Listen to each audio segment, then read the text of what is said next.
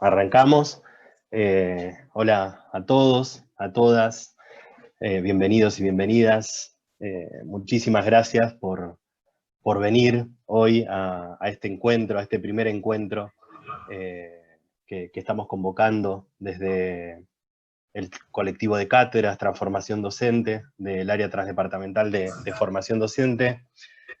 Bueno, saludar primero que nada, por supuesto, a todos los estudiantes del área que estoy viendo acá, a varios que además están cursando con algunos, veo las caras conocidas de este cuatrimestre, de políticas educativas. Hola.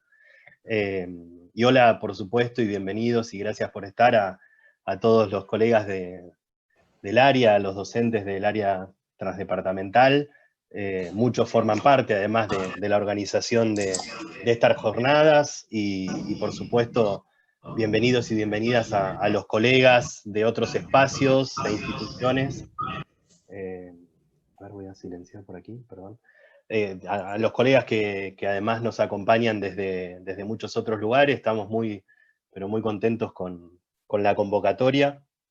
Tenemos ya hoy por lo menos 50 participantes que nos acompañan. Mi nombre es Damián del Valle, para los que no me conocen. Soy profesor de políticas educativas en el área transdepartamental de formación docente, y junto con Vanessa Navarlás, que también es docente de nuestra área, vamos a estar moderando y presentando la mesa de hoy. Hoy iniciamos este ciclo de jornadas virtuales sobre artes, educación y formación docente en el escenario de pospandemia. Bueno, quizás, ¿no?, un poco ambicioso y arriesgado, digamos, invitar a pensar un escenario futuro cuando todavía tenemos este presente tan duro que estamos viviendo, pero también estamos convencidos de que reflexionar y discutir sobre lo que nos acontece hoy es ya una buena forma, ¿no?, de delinear algunos rasgos de lo que va a venir, de lo que puede venir, de lo que queremos también que venga. Y un poco la propuesta, ¿no?, aparece entonces entre la necesidad de pensar el mediano plazo, en el que sin duda vamos a tener que inscribir nuestras políticas y nuestras prácticas, pensar las agendas de investigación, ¿no?, también como un resultado de las prácticas actuales, prácticas que además hoy están muy fuertemente tensionadas, que son prácticas además que producen conocimientos, y tenemos que aprovecharnos de esos conocimientos que estamos produciendo en este contexto. Como les decía, este ciclo está organizado por un colectivo de cátedras del área transdepartamental de formación docente de la UNA, y un colectivo que, como todo colectivo, es dinámico y está, por supuesto, siempre abierto a la incorporación de más colegas, y que apuesta a contribuir a debates educativos y a colaborar en la generación de nuevas definiciones sobre la formación docente en artes, y hoy más que nunca, en este escenario que se vuelve imprescindible replantearnos muchísimas cosas, y una, sin duda, muy importante, es la formación de nuestros docentes en general, ¿no?, de nuestros docentes desde las artes, y el rol de los docentes de artes también. Este ciclo lo comenzamos con estas invitadas que realmente me honra presentar hoy, y que aprovecho, por supuesto, a saludar y agradecer su presencia hoy aquí, a Mercedes y a Gabriela, ¿no?, dos colegas y amigas que además de ser personas fundamentales para la Universidad Argentina y para la educación en general, y muy particularmente además para el campo pedagógico, hoy también tenemos la suerte de que forman parte del equipo que gestiona el Ministerio de Educación Nacional. Y la invitación que hoy les hicimos justamente tiene que ver con reflexionar, pensar, y por supuesto contarnos sobre los diferentes aspectos que hoy tenemos que revisar y repensar desde las políticas educativas actuales, en este contexto en el que, como decía, tensiona casi todos los aspectos, ¿no?, de la vida, pero creo que muy particularmente puso a los sistemas educativos, por lo menos tal cual como los conocimos y los habitamos durante una muy buena cantidad de años, en una situación absolutamente nueva, y al rol docente, muy particularmente en esta nueva y rápida reconfiguración, también como un rol particularmente tensionado, de múltiples maneras, de maneras, tensiones entre las tareas del cuidado y el trabajo,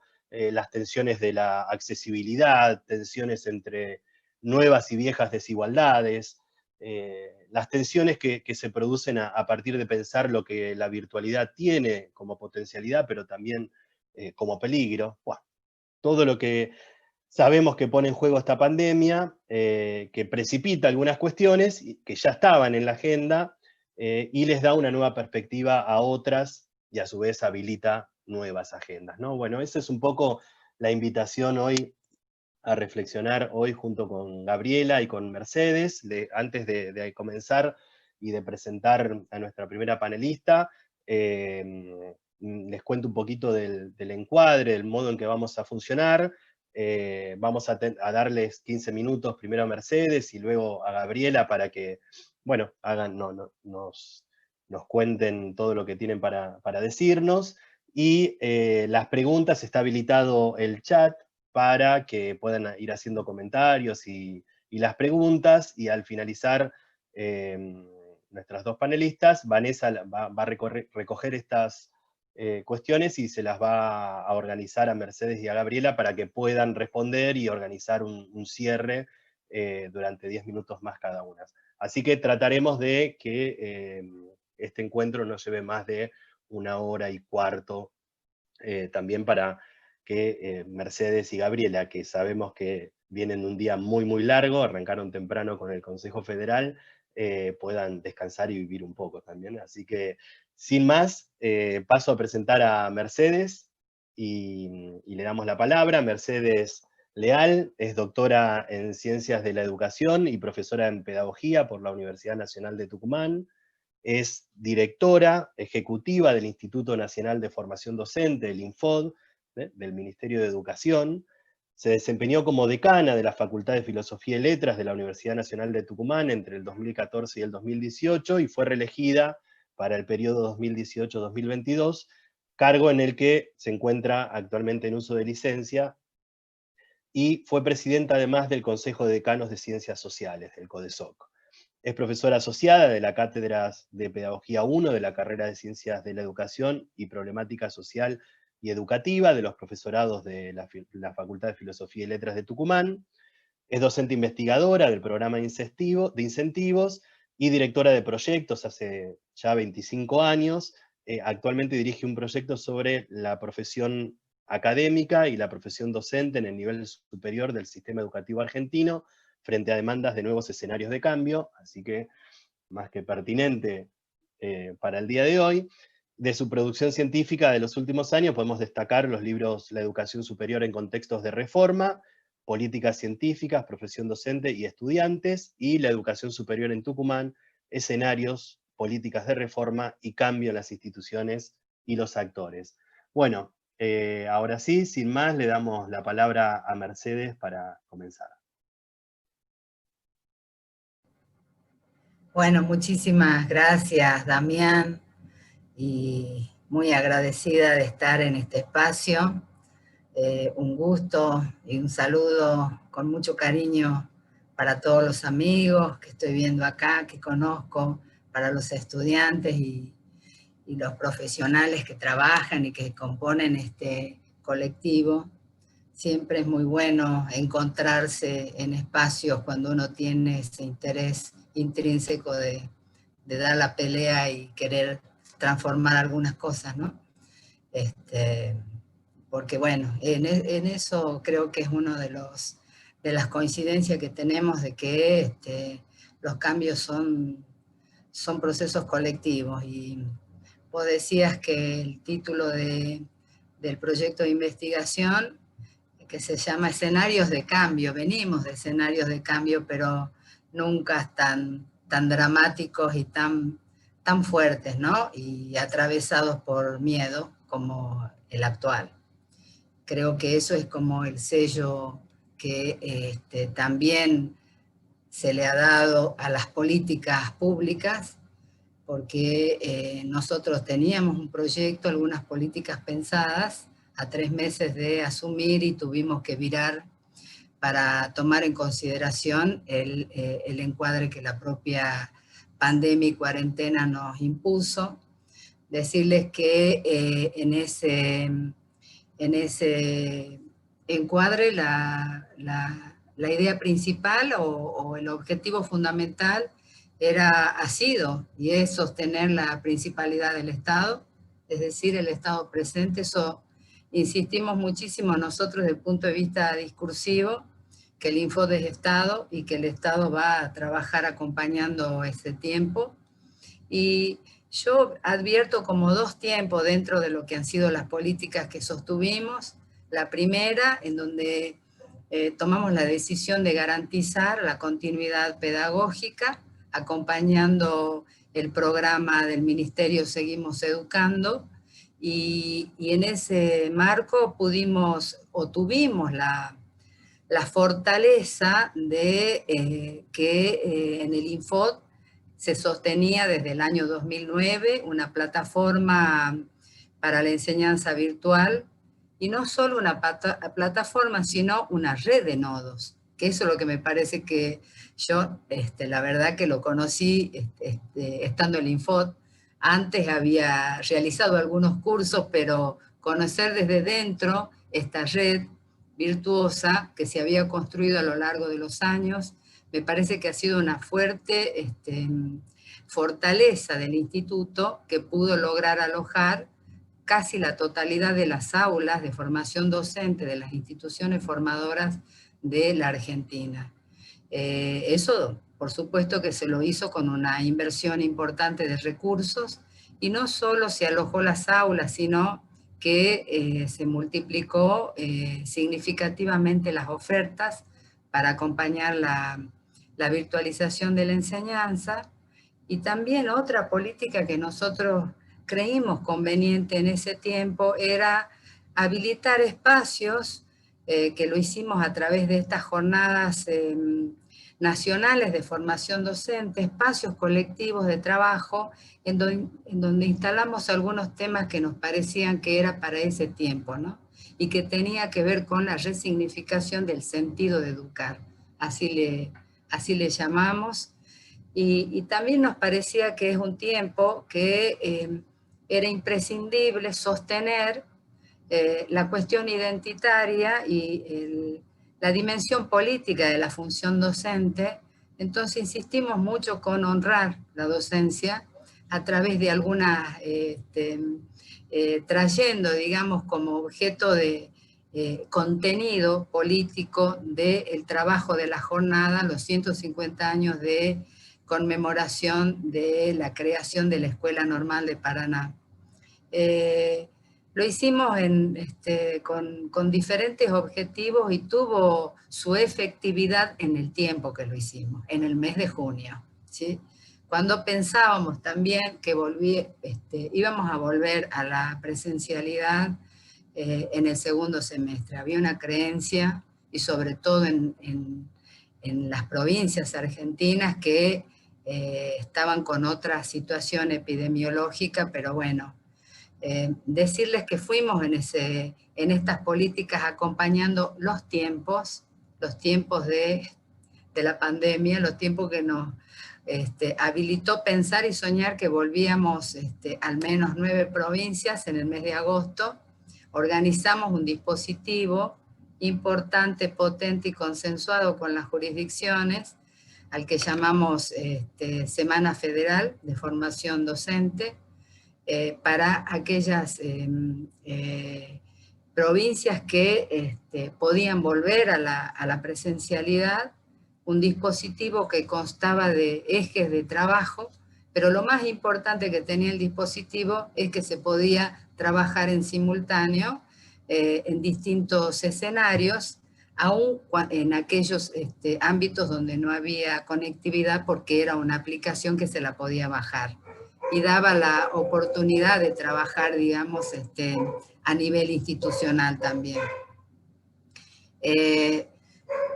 Si bien ese esa planificación de que hubiesen vuelto estas 9 jurisdicciones no se dio, porque se modificó también la condición epidemiológica.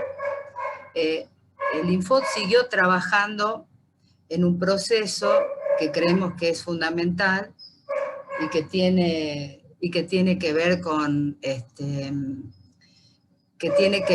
un tiempo diferente, porque sabemos que, y todos los diagnósticos están planteando que no vamos a volver a esa escuela que dejamos, esa escuela que está cerrada hoy. Y si bien estos diagnósticos están planteando estas cuestiones, también es cierto que nosotros creemos que es una oportunidad, digamos, ¿no? Usamos este tiempo como una oportunidad.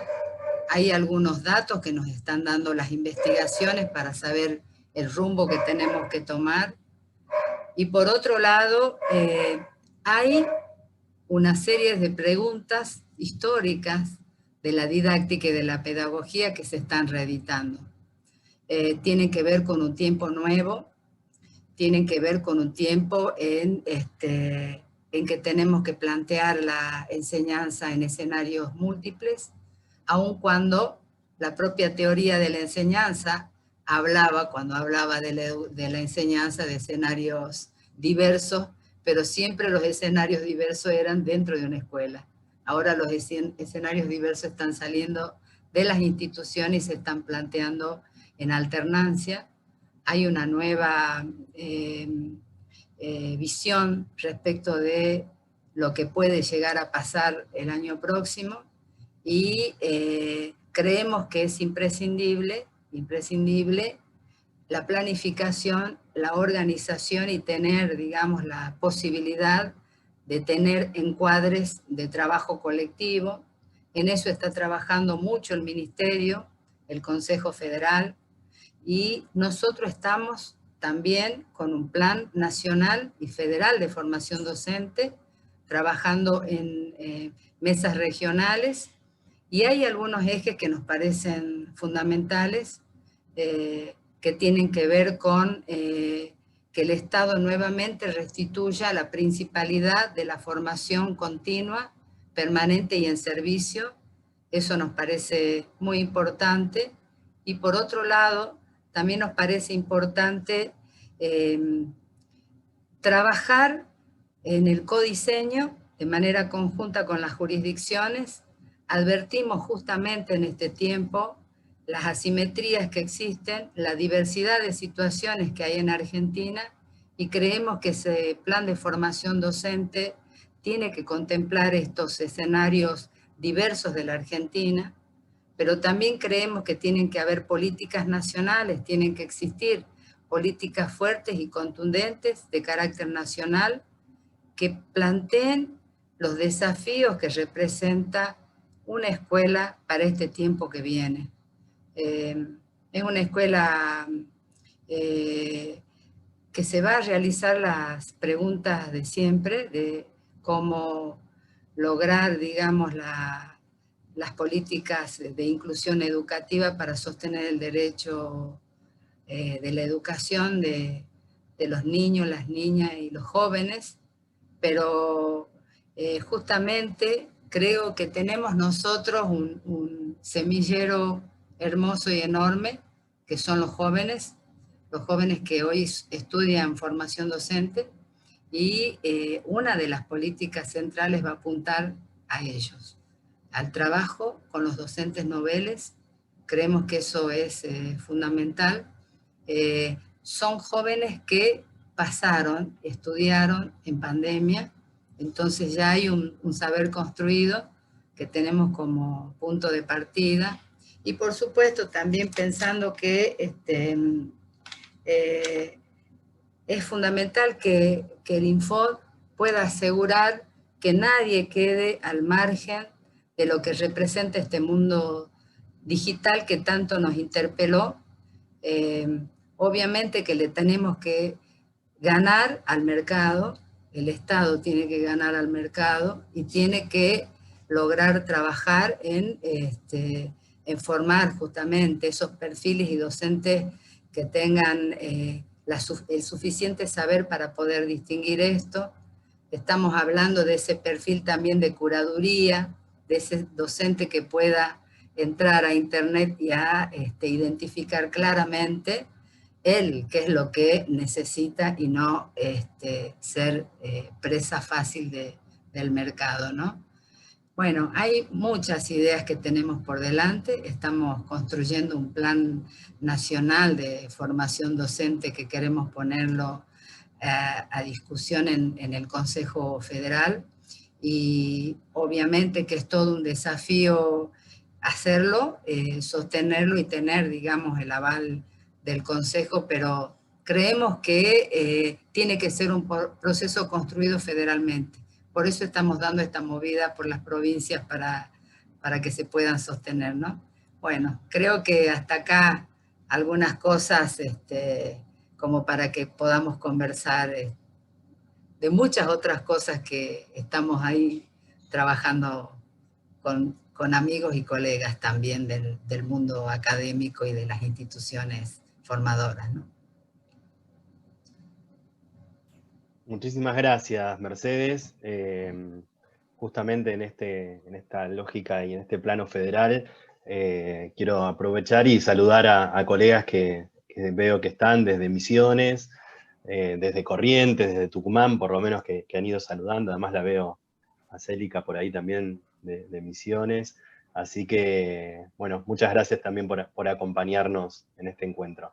Ahora le vamos a dar la palabra a Gaby Dicker, Gabriela Dicker, pero más conocida como Gaby Dicker. Gabriela es doctora en educación, es rectora de la Universidad de General Sarmiento desde el 2014, cargo que actualmente tiene en licencia para asumir desde diciembre del 2019 el cargo de secretaria de Evaluación e Información Educativa del Ministerio de Educación de la Nación. Desde el 2003 es investigadora docente adjunta y coordinadora de formación del área de educación del Instituto del Desarrollo Humano, del IDH, de la Universidad Nacional de General Sarmiento. Ha recibido numerosos premios, el Premio de la Academia Nacional de Educación, Premio de la UBA por la divulgación de contenidos educativos en producciones radiofónicas junto a Graciela Frigerio. Es autora de libros muy significativos en el campo educativo, publicó ¿Qué hay de nuevo en las infancias? En el año 2009 y en coautoría con Graciela Frigerio, el libro Tiempos de Infancias. Junto a Flavia Terigi publicó La formación de maestros y profesores, Hoja de Ruta, y junto a Serra Juan Carlos, La cuestión docente argentina, las políticas de capacitación docente. Se destaca también en su trabajo como compiladora y coordinadora de varias publicaciones dentro del campo educativo.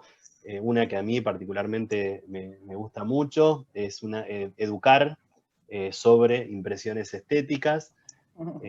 Y además es rectora, fue la primera rectora mujer de su universidad y una de las pocas rectoras de nuestro sistema, militante, feminista. Bueno, Gaby, gracias por estar aquí. Gracias, Damián.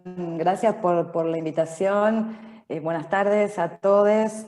Es un gusto para mí estar acá. La Universidad Nacional de las Artes la considero mi segunda casa, mi segundo hogar dentro del sistema universitario, así que es una universidad que quiero mucho y vengo en confianza a esta conversación porque creo, y bueno, tanto Mercedes como yo venimos del ámbito académico, venimos de trabajar muchos años y con mucha intensidad en el sistema universitario, y estoy convencida de que es imprescindible que quienes tenemos circunstancialmente responsabilidad en la formulación de políticas públicas podamos también usar las herramientas y de la crítica que construimos en el trabajo investigativo y en el trabajo académico, de modo que vengo en confianza a aprovechar este espacio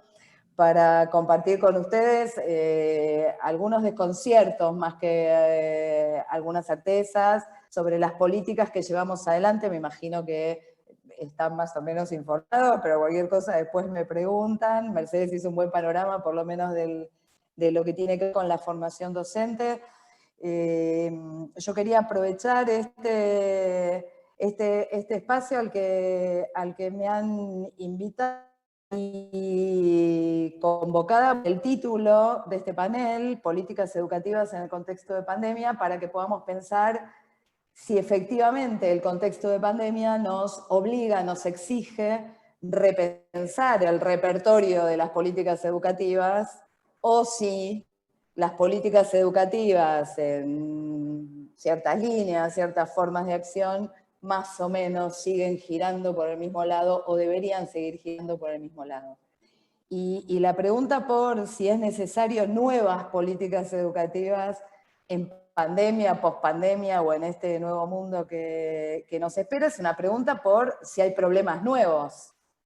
¿Cuáles son los problemas que hoy tenemos que abordar desde la perspectiva de las políticas públicas? Si está claro que históricamente hemos pensado el sistema educativo en clave de crisis, casi desde su propia configuración histórica, ya a finales del siglo XIX europeo. Durkheim planteaba, por ejemplo, la crisis del sistema educativo francés, y hacía menos de una década que acababa de desarrollarse la obligatoriedad de la educación primaria en Francia. Sin embargo, esta es una coyuntura en la que la crisis evidentemente tiene un rostro inédito, absolutamente inédito, como hemos dicho muchas veces ya en la historia de los sistemas escolares.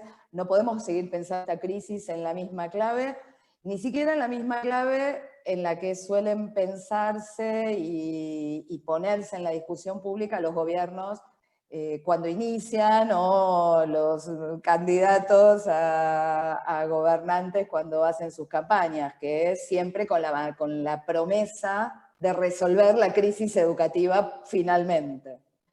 Este es un momento en el que nos agarra a todos con mucho desconcierto.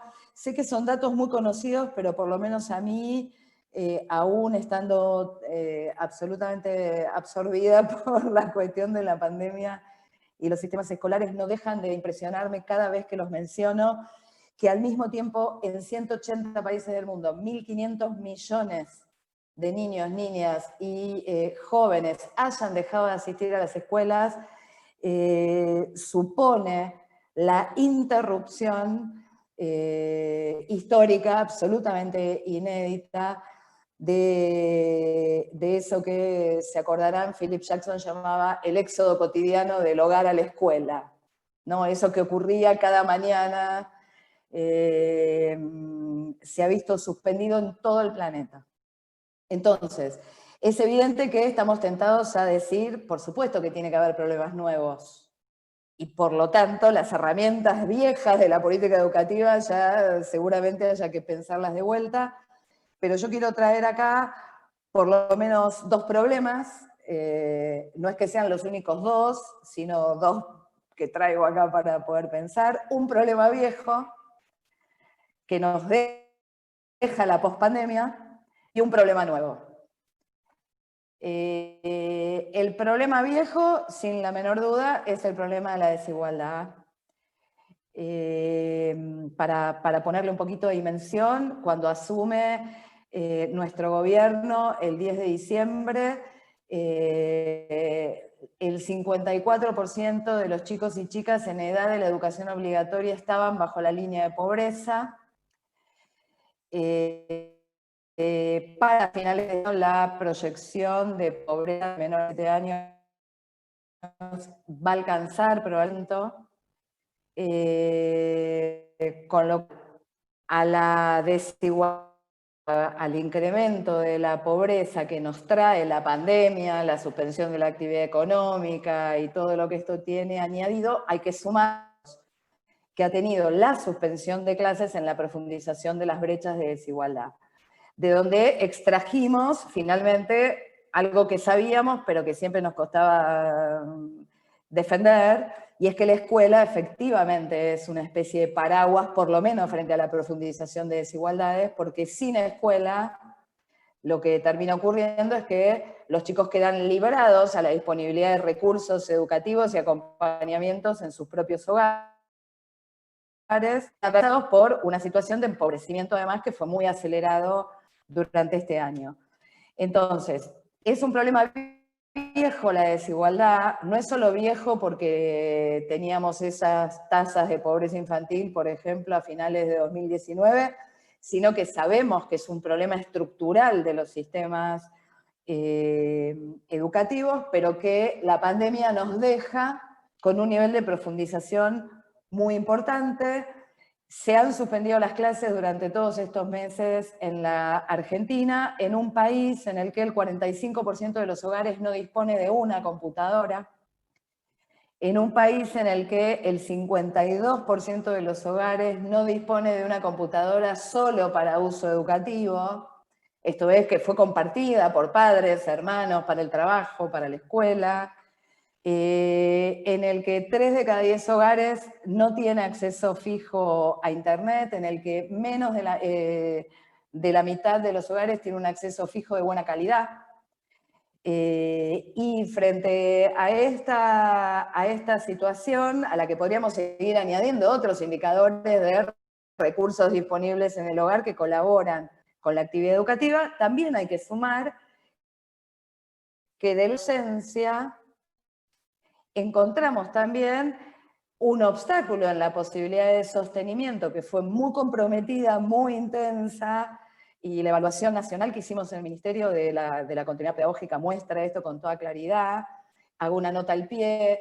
En menos de 2 semanas, a menos de 2 semanas de haberse suspendido las clases en la Argentina, el 80% de las escuelas ya había organizado vías de comunicación y de intercambio de tareas con sus estudiantes.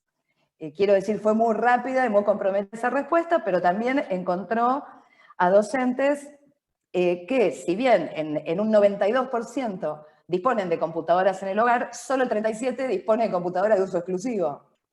Y todos los que estamos acá debemos vivir esta situación de ver quién usa la computadora a la hora que yo tengo que dar clase o hacer alguna actividad. Con lo cual, la situación de desigualdad está claro que se profundiza, pero no podemos dejar de advertir que es un problema viejo con el que las políticas públicas no hacen otra cosa que fallar. Al punto que recuerdo el título de un artículo del año 2010 de Christian Baudelot, el famoso sociólogo de la educación, que es un artículo sobre todo lo que se sabe de la desigualdad educativa, y el artículo se llama "Todo se sabe y nada cambia", ¿no? Y Baudelot dice, lo sabemos todo, ya hemos investigado todo, y curiosamente en un tema como la desigualdad educativa ocurre algo que no es muy habitual en el campo de la sociología, especialmente en los estudios de base sociológica, y es que los resultados son acumulativos, dice él. Esto es, vienen siendo consistentes los resultados y las hipótesis, y sin embargo nada cambia. Entonces, tenemos un problema viejo, pero necesitamos encararlo alguna vez de otro modo y buscar y seguir buscando la respuesta. En el Ministerio, y el Ministro de Educación anunció ya que las políticas de los próximos 3 años, por lo menos, que quedan de gobierno, van a organizarse en torno del problema de la desigualdad educativa en un gran acuerdo por la igualdad educativa en la Argentina, que aborde el problema de la desigualdad de distintas dimensiones. Yo muy rápido, solo pongo los títulos, quiero mencionar 3 dimensiones de producción y reproducción de la desigualdad educativa que, si no abordamos todas al mismo tiempo, probablemente el problema subsista. La primera dimensión, como bien sabemos, y la investigación educativa muestra esto desde hace por lo menos 6 décadas, tiene que ver con la incidencia en la profundización de brechas de desigualdad de las situaciones socioeconómicas, de género, etcétera, es decir, desigualdades en el punto de partida. Ahí tenemos una primera dimensión de la producción de la desigualdad educativa, sin duda, sobre la que no hay ninguna duda que las políticas que tiene que haber es de sostenimiento material de la escolaridad, de políticas distributivas, claramente, en términos de recursos materiales, especialmente destinadas a ciertas poblaciones. Pero hay una segunda dimensión de la desigualdad educativa que a mí en la Argentina me resulta realmente escandalosa, que es la desigualdad que sostiene la propia oferta del sistema educativo. Quiero decir, a una población atravesada por brechas brutales de desigualdad, el sistema educativo argentino le ofrece cosas desiguales. Y no digo distintas, atentas a las especificidades, particularidades, diversidades, digo desiguales. Tenemos niveles de inversión por provincia muy desiguales. Cualquier indicador que tomemos de inversión, costo por alumno, hay diferencias de 5 veces entre una provincia y otra en la Argentina, en la inversión por alumno. Si tomamos infraestructura escolar, si tomamos jornada extendida, o sea, ¿qué sectores de la población finalmente acceden a más educación, más tiempo? Si tomamos acceso a escuelas con conectividad, escuelas con biblioteca, etcétera, lo que tenemos es un sistema educativo que sostiene también una oferta desigual y que se convierte de esa manera también en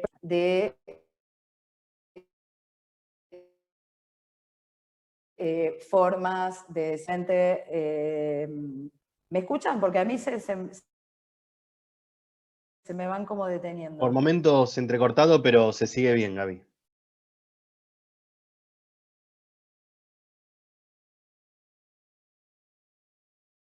Hasta ahora. A ver ahí.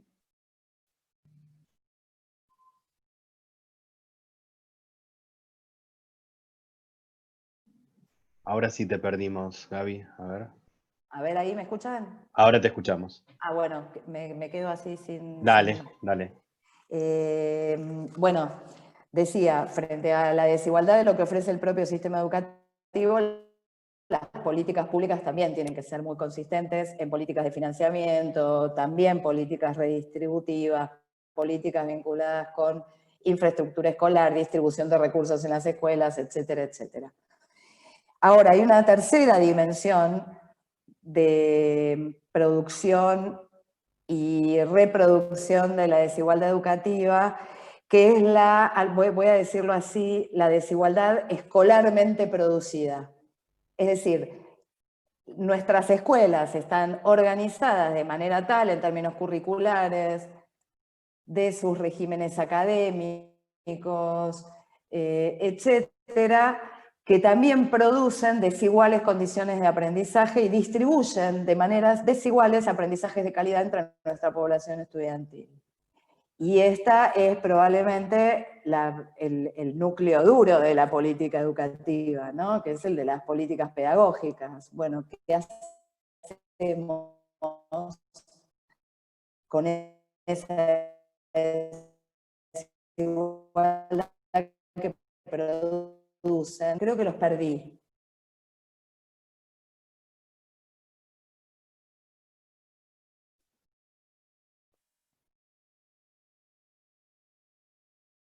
A ver. A ver, ¿me escuchan? Te escuchamos, Gaby, obviamente no te vemos, se escucha mejor sin la cámara. Creo que lo perdimos a Damián también, así que, Vane, si querés tomar la posta vos como moderadora. Sí, me parece que se cayó Damián también, Gabriela. Te escuchamos igual. Bueno, entonces ¿sí? trato de ir cerrando rápido porque antes de que se me corte esto.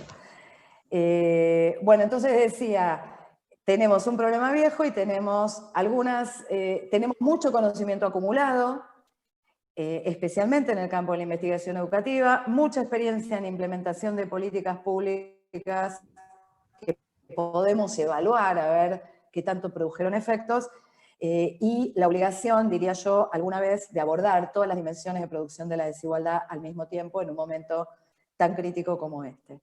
Voy al problema nuevo. No sé si tengo 5 minutos. Sí, ¿Vale? sí. Voy al problema nuevo y creo que el problema nuevo tiene que ver con lo que produjo y produce la suspensión de clases durante un tiempo tan sostenido sobre el sistema educativo entendido como un dispositivo de gobierno poblacional. ¿Qué quiere decir esto? Que el sistema educativo es un sistema que mueve masas, como bien sabemos, y que tiene que asegurar a través, y viene asegurando históricamente, a través de un conjunto de dispositivos muy bien articulados entre sí, la posibilidad de mover a toda la población infantil y juvenil por adentro de un sistema institucional. El sistema escolar argentino mueve en la educación obligatoria nada más 11 millones de personas. 11 millones de niños, niñas, adolescentes se mueven, digámoslo así, por el tubo institucional del sistema educativo. Para que eso ocurra, hay algunas condiciones que tienen que cumplirse para que todo ese dispositivo funcione, insisto, como dispositivo de gobierno de una población entera, como un dispositivo de movimiento de masas. La primera es que hay que mover a toda esa población de una manera ordenada. Esto es lo que está en la base de la constitución de los sistemas educativos. ¿Se escucha? Se cortó un poquito, pero ahora se escucha bien. Decía, mover a toda esta población de una manera ordenada. Y para esto el sistema escolar dispuso históricamente, o pudo articular algunos dispositivos. Uno es que toda la población se mueve en una progresión, en una graduación del sistema educativo, que no es cualquier graduación, sino que hace coincidir cada grado escolar con un año calendario. Y que a la vez hace que coincida el grado escolar, el año calendario, con la edad, con una edad determinada. Esto ha permitido históricamente mover a la población de manera muy ordenada. Decime qué edad tenés y yo te digo en qué grado escolar tenés que estar. Al mismo tiempo, para que este ordenamiento funcione, tengo que encerrar en el mismo tiempo-espacio a toda esa población en unidades organizacionales, que son los grados escolares, las secciones escolares, compuestas por individuos que tienen la misma edad y sobre los que hago una presunción, una hipótesis, y es que tienen también el mismo nivel de aprendizajes. Entonces, tenés una edad escolar, estás en un grado escolar, saben todos los que están en ese grado y tienen esa edad más o menos lo mismo. Por supuesto, alguien podrá decir, en un grado escolar ya no están, no todos tienen la misma edad, existe la repitencia, la sobredad, etc. No tengo tiempo acá, pero son todos mecanismos del propio sistema educativo para ordenar este trayecto. Al mismo tiempo, esos grupos homogéneos, de los que presumo homogeneidad en términos de aprendizaje, no digo que sean homogéneos, sino que estamos obligados a presumir homogeneidad, son los que nos permiten que haya un docente de frente al mismo grupo de alumnos enseñándoles lo mismo a todos de la misma manera. Esto es sosteniendo lo que se llama clásicamente la enseñanza simultánea. Les enseño lo mismo, presumo que aprenden lo mismo, y de esa manera se mueve, funciona este dispositivo de gobierno poblacional. Lo que la pandemia interrumpió fue este movimiento. Y nos encontramos hoy con la necesidad de resolver un montón de problemas nuevos. ¿Cómo vamos a seguir moviendo a la población, a 11 millones de chicos de la edad obligatoria, por el sistema escolar? La pregunta que nos han hecho todas las familias, docentes y chicos durante todo este año, ¿se repite el año? ¿Paso de año?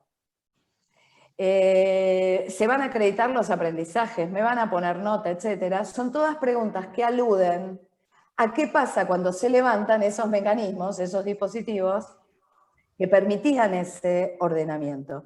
Esto, y con esto termino, nos viene dando algunas oportunidades. Y es que acá, frente a un problema viejo, teníamos respuestas. hace mucho tiempo, tanto el campo de la pedagogía como de las políticas educativas, viene trabajando con algunos conceptos como el concepto de trayectoria escolar, la herramienta del ciclo escolar, esto es la construcción de unidades de tiempo más largas que de un año, que desbordan un año, para pensar el cumplimiento de propósitos de formación. Nos ha permitido poner en discusión la figura de la repitencia.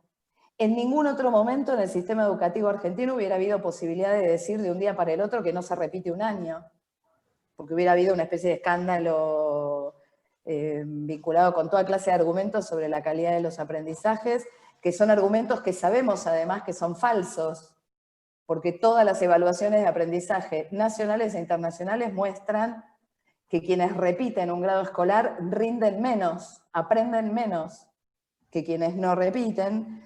Se está trabajando con el concepto de unidad pedagógica, esto es que más de un grado escolar puede constituir una unidad pedagógica por la que los chicos transitan a ritmos diferentes, porque esto es lo que pasó, y porque estas herramientas que ya existían entre nosotros y que no lograban permear en el sistema educativo, hoy se volvieron herramientas útiles, adecuadas, pertinentes, imprescindibles para abordar este problema nuevo.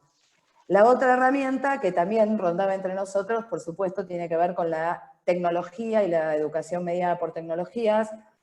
Acá, por supuesto, hay mucho que decir. Solo quiero decir que si algo también descubrimos durante la pandemia es que la promesa que nos hacía la tecnología de que iba finalmente a desplazar la enseñanza, las escuelas y que la pantalla nos iban a ofrecer todos, quedó deshecha durante estos meses de pandemia, que lo que pusieron en evidencia es que la enseñanza es necesaria, que es una actividad profesional muy compleja, que no puede ser suplida en los hogares, que requiere de una formación muy específica y que además es la forma, que haya ahí un enseñante, un educador y no solo pantallas, es la forma de asegurar algo que las escuelas aseguran y que la pandemia también se llevó en estos tiempos y que tendremos que tratar de recuperar, que es la idea de que aprendemos en las escuelas también a vivir juntos, también a vivir en común. En estos tiempos de obligación de distanciamiento social, lo que la escuela tiene por delante es el desafío de volver a invitar a las aulas en una situación en la que el otro puede ser vivido como una amenaza, y este también es un tema sobre el que tenemos que trabajar mucho, pero después de todo, educar siempre fue cuidar también. La idea de cuidado no es una idea ajena a la educación y también tenemos que incorporarla como principio básico para pensar las políticas educativas y las herramientas de política educativa de las que disponemos para los problemas viejos y los nuevos que nos deja la pandemia. Muchas gracias. Voy a ver si puedo prender, así por lo menos lo veo. Bien, bueno, tratando de hacer una síntesis de nuestras dos expositoras, obviamente para cada oyente seguramente la síntesis será diferente, pero bueno, las dos pusieron el acento obviamente en las desigualdades, ¿no?, que se sostienen en el sistema educativo. Pensaba lo interesante de las dos soluciones que planteaban.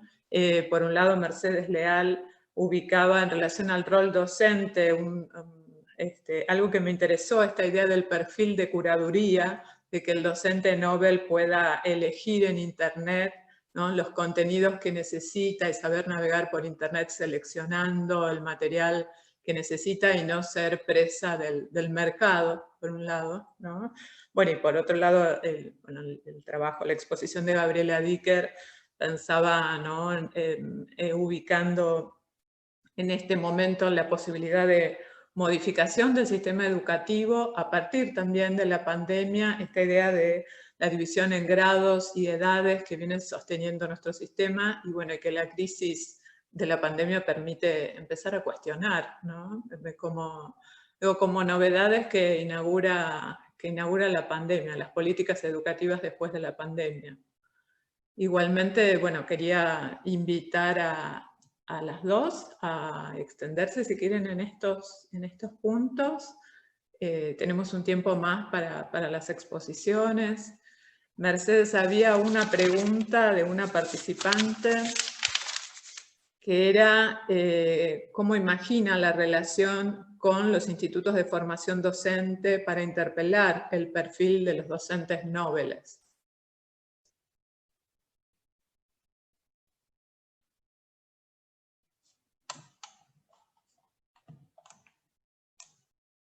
Está silenciada, ¿no? Un minuto. Daniela, a ver si llego hasta donde está. Acá está.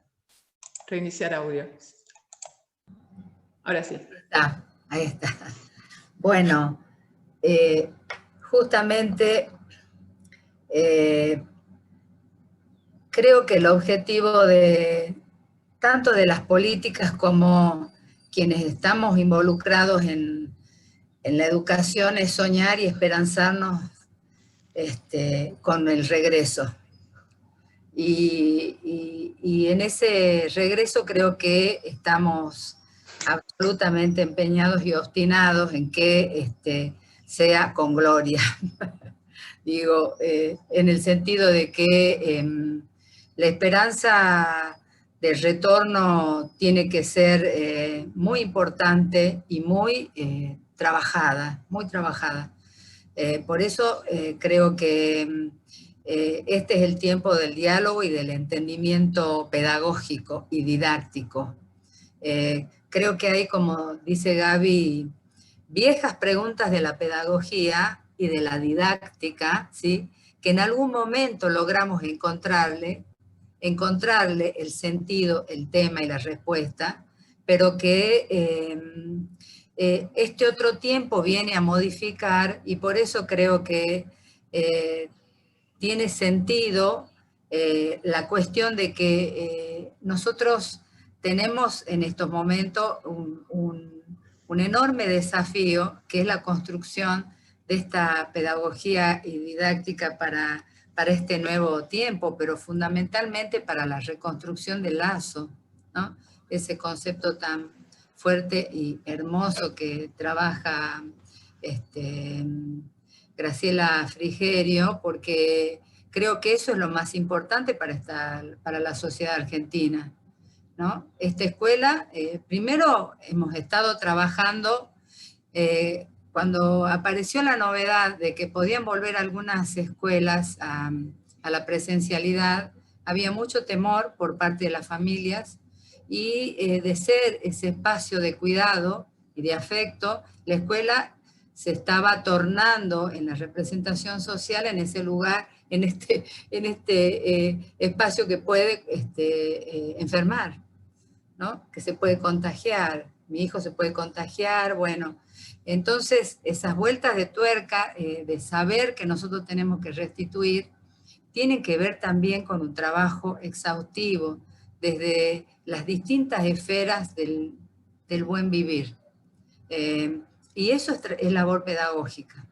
Pero aún con esto, me parece que sí hay algunos elementos del contexto y de todo lo que representó este tiempo de la virtualización de la enseñanza que nos ha interpelado, ¿no? Y tiene que ver con esta idea de que, bueno, no en todos los campos de conocimiento, bueno, y en el arte, se está pudiendo lograr extrapolar una cosa para hacerlo en entornos virtuales, pero también habilitó cosas preciosas como esta experiencia que me cuenta mi sobrino ayer, que iba a visitar un museo. Y me imagino la creatividad que tuvo que poner ese docente para poder hacer esta visita, y quizás algunos chicos no tengan la experiencia de asistir, digamos, a estas prácticas cotidianamente en su escuela, ¿no? Ciertamente que se abrió un mundo insondable y difícil, porque queremos, digamos, aprenderlo, y hay aún muchas incertezas, pero sí me parece en este trabajo que nosotros estamos planteando como política de formación docente con los docentes noveles, que da este tiempo para hacer esa movida, vinculando la investigación, ¿sí?, con el asesoramiento pedagógico. Hay una línea, hay muchos, nosotros hemos insistido mucho en algunas resoluciones del Consejo Superior para que puedan graduarse los estudiantes de formación docente que estaban cursando su residencia este tiempo, el 2020. Y bueno, lo que queremos hacer ahora es hacer un acompañamiento en el 2021 a estos jóvenes como para poder trabajar exhaustivamente la reconstrucción crítica de sus prácticas. Y bueno, siempre dijimos que hay un saber que no producen los docentes y que forma parte de la producción disciplinaria. Pero hay otro gran saber importante y potente que tiene que ver con la transmisión. Algo pasó, o mucho pasó en este tiempo, que me parece que nosotros tenemos que aprovechar, potenciarlo, interpretarlo y trabajarlo exhaustivamente, ¿no? Está abierta la posibilidad, porque está en la empiria y está la política de formación que va a trabajar con esto. Pero también decir con honestidad que eso es un punto de partida, porque me parece que tenemos que repensar los sentidos y también los contenidos de la formación docente. Hay una movida curricular que se viene, que me parece que es ineludible, y bueno, nosotros sabemos que es un campo de conflicto y de batalla el espacio de redefinición curricular, pero tenemos que estar dispuestos a dar esa pelea, ¿no? Digamos que por ese lado estamos pensando y yendo. Muy bien. Gabriela, sí, tenemos una pregunta, tenemos un par de preguntas para Gabriela Dicker. No sé si tenés el audio habilitado, Daniela. Le preguntan, Celina Capello pregunta, ¿qué formas de evaluación ponderarán en el formato ciclo? ¿Se propondrá alguna herramienta que permita desde los gobiernos recolectar información sobre el impacto de la pandemia en las prácticas de enseñanza?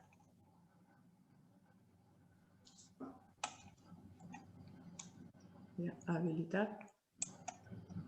Sí.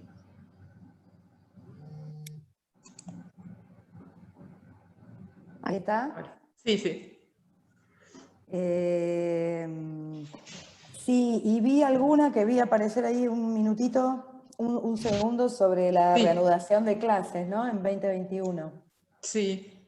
Pero bueno, junto un poco algunas de estas cosas. En relación con la cuestión del ciclo, es interesante la pregunta porque por el momento el ciclo está siendo más utilizado como herramienta curricular de reorganización y de priorización curricular que todavía como una unidad que permite hacer un corte evaluativo o un corte de promoción, por ejemplo. No se ha discutido ni nadie está pensando que se esté pensando en términos de promoción ciclo por ciclo como se piensa la promoción de nivel, pero sí está resultando útil o resultó útil recuperar la noción de ciclo que organiza los núcleos de aprendizaje prioritarios, como ustedes saben. O sea, los núcleos básicos curriculares de la Argentina están organizados por ciclo, por lo menos sus propósitos formativos. Los propósitos de formación son del ciclo y luego los contenidos se distribuyen por año, pero la distribución por año es indicativa. Entonces, el ciclo como una unidad más larga permite pensar que se transite a ritmos diferentes, fijando unas progresiones de aprendizaje X según cada disciplina o cada área, y habrá después que definir en qué momento sí se hace un corte de acreditación y de pasaje al ciclo siguiente. Eso todavía no fue definido.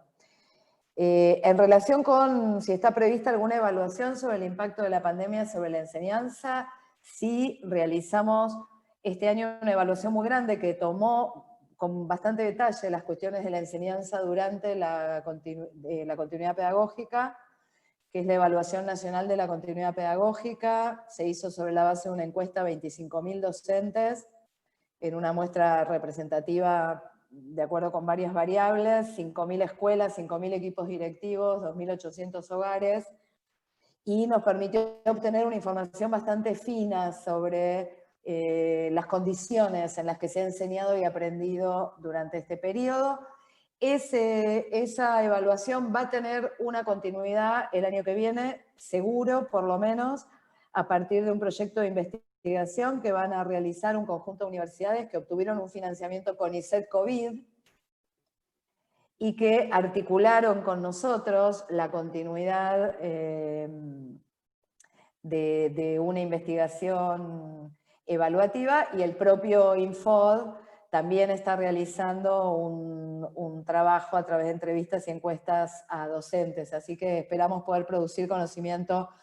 Va a haber muchos años, creo yo, de producir conocimiento sobre los efectos de la pandemia sobre el sistema escolar. Si quisieran ver los resultados de las evaluaciones hechas hasta ahora, la encuesta hogares, la encuesta docentes, la encuesta directivos, está todo publicado en el sitio del Ministerio de Educación. Ahí alguien puso en el sitio oficial del Ministerio de Educación, Secretaría de Evaluación e Información Educativa. Ahí está todo publicado. Y en relación con las clases, cómo está previsto, si está prevista la reanudación 2021, como ustedes saben, dependerá de la situación epidemiológica de cada zona. Están definidos todos los protocolos necesarios para la reanudación de las clases en todos los niveles educativos. Hoy se aprobó para reanudar, si se reanudan clases en la educación especial, en la educación inicial, también están aprobados para la formación docente, para la educación técnica, en fin. Está todo eso previsto, están definidos los indicadores sanitarios que permitirían en cada localidad iniciar el regreso a clases, y el regreso a clases, mientras dure la pandemia y mientras no haya vacuna, va a ser un regreso a clases con distanciamiento, por lo tanto, sin posibilidad de ocupar plenamente los edificios escolares, por lo que hay que ya saber que el regreso a clases va a ser siempre un regreso por grupos alternados, que permitan bajar la densidad de ocupación de los edificios. Por lo tanto, vamos a ver coexistir durante bastante tiempo todavía una forma de escolarización que va a combinar la presencialidad escolar y el trabajo en el hogar, todavía de alta intensidad. Creo que vamos a ver coexistir todas esas formas de escolarización durante el año 2021 todavía.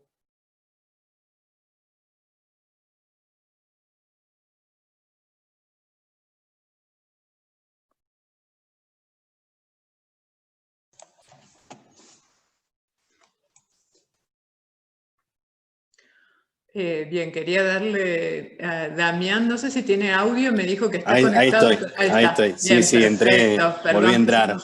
Perdonen Bien. que me caí y volví a entrar. Ahí te encuentro. Hay algunas preguntitas más.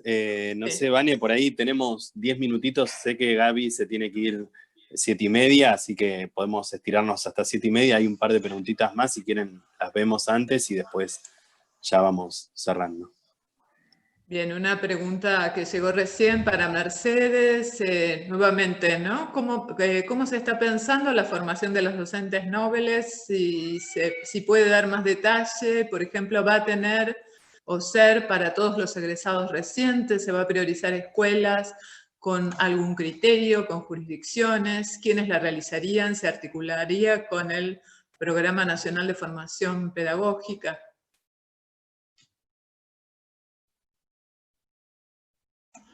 Bien, perdón, Mercedes está sin...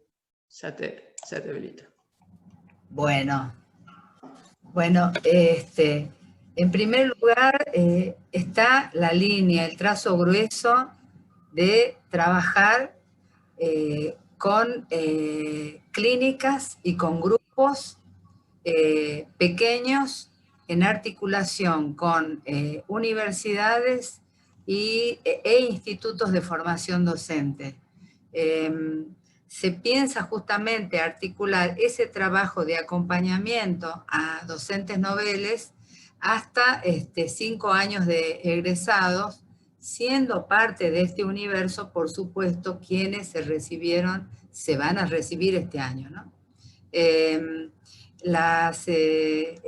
dispositivo que se está pensando se está articulando con las jurisdicciones, porque allí también se va a trabajar con otro perfil que son los CIPES, ¿sí? Que son estos coordinadores estudiantiles que estaba, no sé si comenté, justo estuve en otra reunión, no sé si dije acá o en la otra, que estamos relanzando 500 CIPES en las distintas jurisdicciones de Argentina para que trabajen articuladamente en estas clínicas y en estos grupos de trabajo respecto de ese acompañamiento a docentes noveles. Se piensa que el Observatorio de Prácticas Educativas que creamos este año y que tiene un conjunto de experiencias que fueron subiendo los docentes en este tiempo, va a servir muchísimo como un acervo para trabajar en estas clínicas de trabajo permanente con los docentes. Y es un trabajo que se lo piensa no de manera puntual, sino procesual. Se está pensando en una formación sistemática y acompañada a lo largo de el año próximo y el siguiente también, ¿no? Por supuesto que hay muchas otras definiciones respecto de este programa, que va a ser grande y también va a representar una inversión de recursos importante, pero que nosotros la queremos también que sea situada, es decir, no va a ser exactamente igual para todas las jurisdicciones, sino que van a ser con codiseño. En esa ingeniería estamos ahora, en estos momentos. ¿Sí?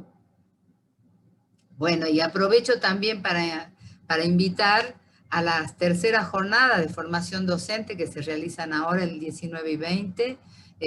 Ya hay 23.000 inscriptos, hay 800 trabajos de experiencias de docentes de instituciones formadoras para compartir y socializar análisis en distintas, digamos, en distintos espacios de acuerdo a eje que se ha definido. Así que quiero invitarlos para esto y también para la presentación de la Biblioteca Devenir Docente que vamos a inaugurar en el mes de diciembre, que hay una serie de invitados, colegas, especialistas en distintos temas que están reflexionando, realizando ensayos o contando experiencias que van a formar parte de la bibliografía de esta biblioteca que estamos inaugurando en pandemia, digamos, ¿no? Bueno, Mercedes, Gaby, muchísimas gracias por este tiempo, por todos sus aportes. Nos plantearon con mucha profundidad, en muchos aspectos. Bueno, Gaby dijo un problema viejo, un problema nuevo, como si fueran dos cositas y después eso se transformaron en bastantes más, lo cual demuestra la complejidad del asunto, ¿no? Y clarísimo y súper interesante todo lo que se está haciendo Mercedes del Infod. Obviamente aquí tenés a la Universidad Nacional de las Artes para acompañar todos esos procesos y políticas, contá con nosotros para articular en lo que consideren. Para nosotros es un gran desafío en esta nueva etapa poder articular y con el Estado, con las políticas y por supuesto contribuir desde nuestro saber hacer también. Agradecerles muchísimo a todos los colegas y las colegas que nos acompañaron. Les cuento que la próxima actividad es el próximo miércoles. El tema va a ser las artes y la educación como derecho, cultura, ciudadanía y emancipación, con Flora Hiller y Freddy Álvarez.